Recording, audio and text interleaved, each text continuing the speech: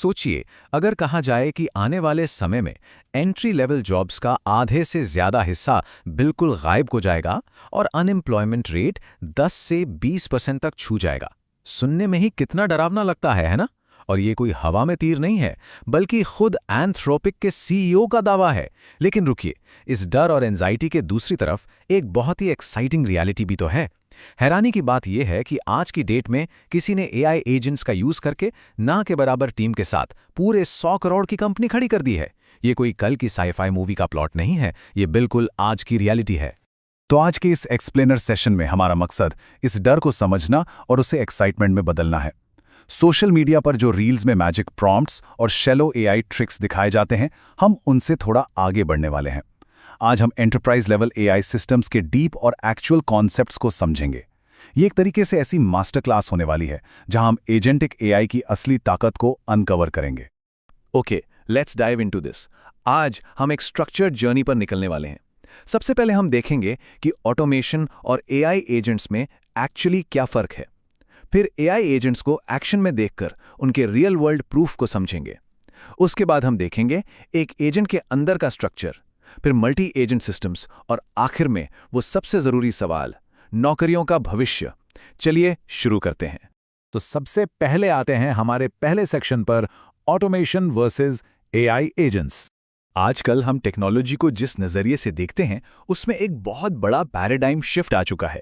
अक्सर लोग सोचते हैं कि ऑटोमेशन और एआई दोनों बस एक ही चीज़ हैं, लेकिन ऐसा बिल्कुल नहीं है। देखिए, ऑटोमेशन दरअसल एक वेंडिंग मशीन की तरह होती है। बटन दबाया और एक फिक्स आउटपुट मिल गया।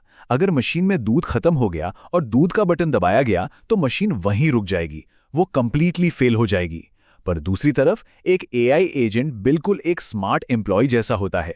उसे एक गोल दिया जाता है और वो एक रिलेंटलेस प्रॉब्लम सॉल्वर बन जाता है। अगर रास्ते में कोई रुकावट आती है तो वो वेंडिंग मशीन की तरह रुकता नहीं, बल्कि खुद नए रास्ते निकालता है, अडैप्ट करता है और तब तक लगा रहता है जब तक अपना गोल पूरा ना कर ले। तो अब सवाल ये उठता है कि एक स्मार्ट एआई एजेंट आखिर ऑपरेट कैसे करता है? वो लगातार इस 5 स्टेप लूप को फॉलो करता है। सबसे पहले वो आसपास के डेटा और कॉन्टेक्स्ट को परसीव करता है, यानी समझता है। फिर बेस्ट प्लान ऑफ एक्शन के लिए रीजन करता है। उसके बाद टास्क्स एग्जीक्यूट होते हैं, जिसे हम एक्ट कहते हैं। फिर आता है इवैल्यूएट, जहां वो चेक करता है कि क्या गोल अचीव हुआ। अगर नहीं, तो वो अपनी स्ट्रैटेजी को तुरंत अडैप्ट करता है। ये साइकिल तब तक रिलेंटलेसली रिपीट होता रहता है जब तक वो असाइंड गोल परफेक्टली अचीव नहीं कर लेता। चलिए आगे बढ़ते हैं हमारे दूसरे सेक्शन की तरफ, AI agents in action. Theory तो काफी हो गई, अब इस कॉन्सेप्ट को एक मैसिव एंटरप्राइज केस स्टडी के जरिए रियल वर्ल्ड में टेस्ट करते हैं। देखते हैं कि कोटक महिंद्रा बैंक जैसे बड़े स्केल पर इन एआई एजेंट्स ने एक्चुअली क्या कमाल किया है। सिर्फ इन 4 शब्दों पर गौर कीजिए, सॉलिटेयर क्रेडिट कार्ड बेनिफिट्स। बस यही था वो ब्रीफ। ये कोई लंबा चौड़ा इंस्ट्रक्शन नहीं, बल्कि कोटक की मार्केटिंग टीम का अपने एआई एजेंट को दिया गया एक बहुत ही वेग ब्रीफ था। और प्रैक्टिकली इम्पॉसिबल लगने वाली बात यह है कि इस सिर्फ 4 शब्द के ब्रीफ ने कंप्लीटली ऑटोमेटिकली एक फुली डिजाइन्ड स्टैटिक कैंपेन और एक ऑप्टिमाइज्ड वीडियो जनरेट कर दिया, वो भी लिटरली 5 मिनट से कम समय में। एजेंट ने खुद डिसाइड किया कि उनके एफ्लुएंट कस्टमर्स को ट्रैवल और जीरो फॉरेक्स मार्कअप के ही बेनिफिट्स दिखाने हैं। Now what's really interesting about this whole process is कि जो ये 5 मिनट वाला आउटपुट किसी मैजिक जैसा लग रहा था, वो दरअसल कोई जादू नहीं था। इसके पीछे एक बहुत ही डीप मेथड काम कर रहा था। ये एजेंट इन 3 अलग-अलग लेयर्स में डीपली रिसर्च स्कैन कर रहा था।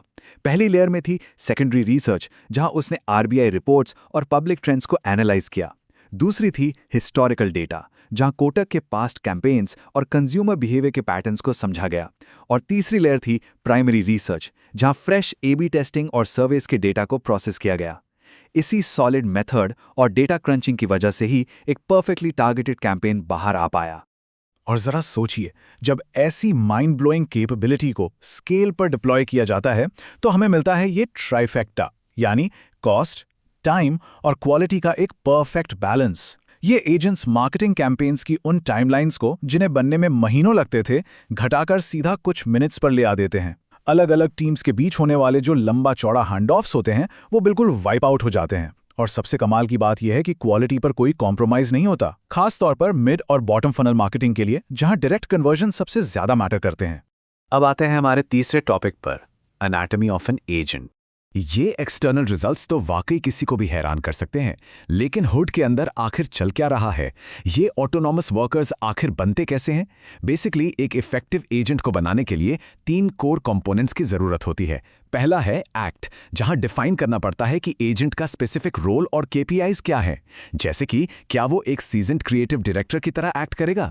दूसरा है रीजन, यहां उसे लॉजिक और कॉन्टेक्स्ट दिया जाता है ताकि वो कॉम्प्लेक्स ऑडियंस और डेटा को समझ सके। और तीसरा, जो कि सबसे अहम हिस्सा है, वो है मेमोरी। इसमें ब्रांड की पास्ट हिस्ट्री और रूल स्टोर होते हैं। जब किसी ह्यूमन सब्जेक्ट मैटर एक्सपर्ट का पूरा नॉलेज इन स्ट्रिक्ट कंस्ट्रेंट्स के रूप में एजेंट के अंदर पोर किया जाता है, तभी वो एजेंट रोग होने से या हवा में बातें बनाने से बचता है। पर एक मिनट, एक छोटा सा कैच है यहाँ। एक रिसर्च कॉन्सेप्ट है जो एक ही ऑम्निपोटेंट या सुपर एजेंट बनाने की इस अप्रोच को बिल्कुल गलत साबित करता है। इससे lost in the middle phenomenon कहते हैं। होता क्या है कि जब किसी एआई को बहुत ज्यादा इंफॉर्मेशन और कॉन्टेक्स्ट से ओवरलोड कर दिया जाता है, तो वो इंस्ट्रक्शंस की शुरुआत और आखिरी की बातें तो याद रखता है, पर बीच की सबसे क्रूशल डिटेल्स भूल जाता है। एग्जैक्टली वैसे ही जैसे हम इंसान लंबे लेक्चर्स में बीच का हिस्सा अक्सर मिस कर देते हैं। इसी वजह से सारे काम के लिए एक अकेले सुपर एजेंट पर डिपेंड करना फेल हो जाता है और एजेंट के स्कोप को क्लियरली रेस्ट्रिक्ट करना बहुत वाइटल हो जाता है। और इस प्रॉब्लम के बारे में बात करते हुए हम आते हैं अपने चौथे सेक्शन पर, द मल्टी एजेंट सिस्टम। तो आखिर इस lost in the middle problem का अल्टीमेट सॉल्यूशन क्या है? सॉल्यूशन बहुत ही शानदार है, एक multi agent system banana. And this brilliantly illustrates कि कैसे एक नैरो स्पेशलिस्ट एजेंट से दूसरे तक टास्क्स स्मूथली फ्लो करते हैं। एक सुपर एजेंट पर सारा बोझ डालने की जगह यहां स्पेशलाइज्ड सब एजेंट्स की पूरी टीम काम करती है। देखिए, एक टॉपिक स्काउटर नए ट्रेंड्स ढूंढने का काम करता है, फिर एक ऑर्केस्ट्रेटर इंटरमीडिएट लेवल पर आता है जो वर्कफ्लो को इवैल्यूएट और राउट करता है। उसके बाद रिसर्च एजेंट अपने हिस्से का डीप डेटा निकालता है, कॉपीराइटर उस कंटेंट को लिखता है और आखिर में कंप्लायंस एजेंट रूल्स और क्वालिटी चेक करता है। ये पूरा सिस्टम बिल्कुल एक रियल कंपनी के स्पेशलाइज्ड डिपार्टमेंट्स की तरह परफेक्टली सिंक में काम करता है। लेकिन हाँ, एक कूल सा डेमो देखने और उसे एक्चुअल बिजनेस में डिप्लॉय करने में जमीन आसमान का फर्क है। इस डिप्लॉयमेंट की रेसिपी सच में काफ़ी स्ट्रिक्ट होती है। एजेंट को बिल्कुल एक ह्यूमन इंटर्न की तरह हैंडल करना पड़ता है। उसे एकदम क्लियर रूल्स देने होते हैं, जैसे स्ट्रिक्टली डिफाइन करना पड़ेगा कि एग्जैक्टली कौन सा इशू P1 है और कौन सा P4। कन्फ्यूजन और प्रायोरिटाइजेशन से निपटने के लिए क्लियर डिसीजन प्रोटोकॉल्स पहले से सेट करने होते हैं। और सबसे ज़रूरी स्टेप, इन एजेंट्स को कनेक्टर्स के जरिए डायरेक्टली एग्जिस्टिंग टूल्स जैसे ज़ोहो, CRM या बिजनेस ईमेल से वायर करना होता है। सिंपल वर्ड्स में कहें तो एजेंट अपने आप से कोई नया लॉजिक इन्वेंट नहीं कर सकता।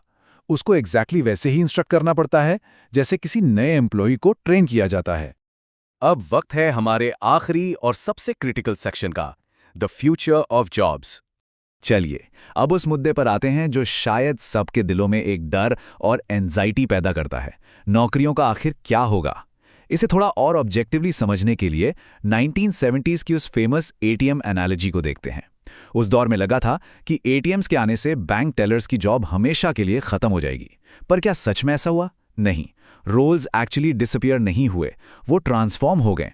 आज टेलर्स पहले से कहीं ज्यादा हैं। अगर काम को इन 3 लेयर्स में बांटा जाए तो पहला है एग्जीक्यूशन, यानी रिपेटिटिव डेटा एंट्री वाले टास्क्स। दूसरा है कोऑर्डिनेशन, यानी वर्कफ्लोज और हैंडऑफ्स को मैनेज करना। और तीसरा है जजमेंट, यानी हमारी ह्यूमन स्ट्रैटेजी, क्रिएटिविटी और विजडम। AI एजेंट्स अब डायरेक्टली एग्जीक्यूशन और कोऑर्डिनेशन की स्पेस को पूरी तरह से कंज्यूम करने के लिए तैयार बैठे हैं। और इसका सीधा सा मतलब यह है कि ह्यूमन एफर्ट अब कंप्लीटली अपर लेयर यानी जजमेंट और स्ट्रैटेजी की तरफ पुश हो जाएगा। So the crucial point is कि कल का आने वाला ऑर्गेनाइजेशन चार्ट आज से कितना अलग दिखेगा। अगर हम आज और कल को कंपेयर करें तो कल की सीनियर लीडरशिप सिर्फ स्ट्रैटेजी पे ही नहीं बल्कि डायरेक्टली AI सिस्टम डिजाइन पर भी फोकस कर रही होगी। मिडिल मैनेजमेंट जो आज कोऑर्डिनेशन में वक्त बिताती है, वो इन नए सिस्टम्स की प्रिडिक्टेबिलिटी को ओवरसी करेगी। और वो एग्जीक्यूशन टीम्स जो आज रेपिटेटिव टास्क में उलझी रहती हैं, वो एक्चुअली एलिवेट होकर अपर लेवल्स की डिसीजंस लेंगी। इस नई दुनिया में सब्जेक्ट मैटर एक्सपर्ट्स की डिमांड बिल्कुल पीक पर होगी, क्योंकि इन मैसिव AI आउटपुट्स को चैलेंज करना, उनमें गलतियां ढूंढना और उन्हें सही दिशा दिखाना, ये काम सिर्फ और सिर्फ एक डीप ह्यूमन एक्सपर्ट ही कर सकता है। तो इन सभी बातों और तथ्यों को समझने के बाद ये एक बहुत ही प्रोवोकेटिव और ज़रूरी सवाल हमारे सामने छोड़ जाता है।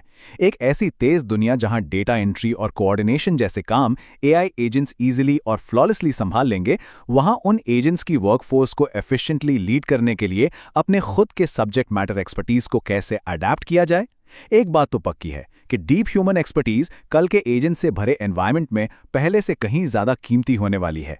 इसलिए टेक्नोलॉजी से डरने की बजाय स्किल्स को अगले लेवल पर ले जाने और खुद को तैयार करने का वक्त आ गया है। इस मुद्दे पर जरूर सोचिए, क्योंकि फ्यूचर यही है।